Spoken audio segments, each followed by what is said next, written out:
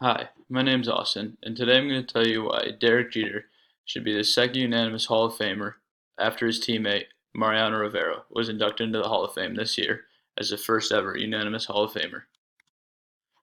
First, I want to start off by saying how Jeter's just a fan favorite. He's had the best-selling jersey of all time. He started with the Yankees and finished his career with the Yankees, going to no other team. You very rarely see that anymore in today's game. And he was also respected on and off the field. Never had any issues off the field, always held himself in a great manner on the field as well. He was just truly loved, even by his rivals, which is also not a common thing. In Jeter's last season, he was given a farewell tour where each team thanked him for his service in baseball and everything he has done for the game as the game has grown to what it is today. He has multiple team accomplishments. So he started off 16 playoff appearances. He played 20 seasons with the Yankees, so he was there almost every year. 6 World Series appearances, winning 5 of them. That's pretty good ratio right there. And he was also the captain of the Yankees from 2003 until he retired in 2014, making him the longest tenured captain for the Yankees. He's also the Yankees' all-time leader in hits, games played, along with a bunch of other categories, including plate appearances, doubles, uh, on-base percentage. So he's really been a staple for the Yankees. He also has a lot of personal accomplishments too. He was Rookie of the Year his first full season in the majors. His first season in the majors, he only played 15 games, so wasn't eligible for the award.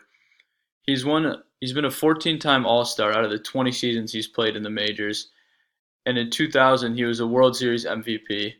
He's 5-time Gold Glove winner and 5-time Silver Slugger without even really being a home run hitter. He earned that from just his consistent getting on base, doubles, singles, whatever it was, whatever his team needed, he just got the ball in play.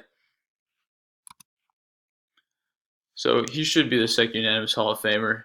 The Yankees have already retired his jersey. He played in the steroid era where everyone else was using steroids. It was almost like a part of the game during this time, and Jeter was able to succeed as much as he did, playing clean, playing by the rules. Nowadays, you don't see steroids as much, but Jeter was able to do all these great things and still have numbers that guys today don't have without using steroids. Most sports writers give say Jeter's a primary contributor to the Yankees' success during his tenure there. He played almost every game, every year, performed year after year, and he has a very complete resume.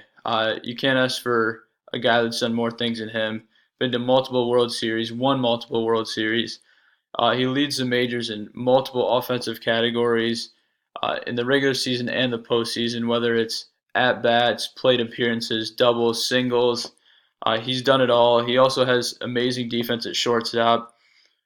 Alex Rodriguez, a great Yankee that also played shortstop until he came to the Yankees. He stepped aside for Jeter because he was such a great defender to play third base.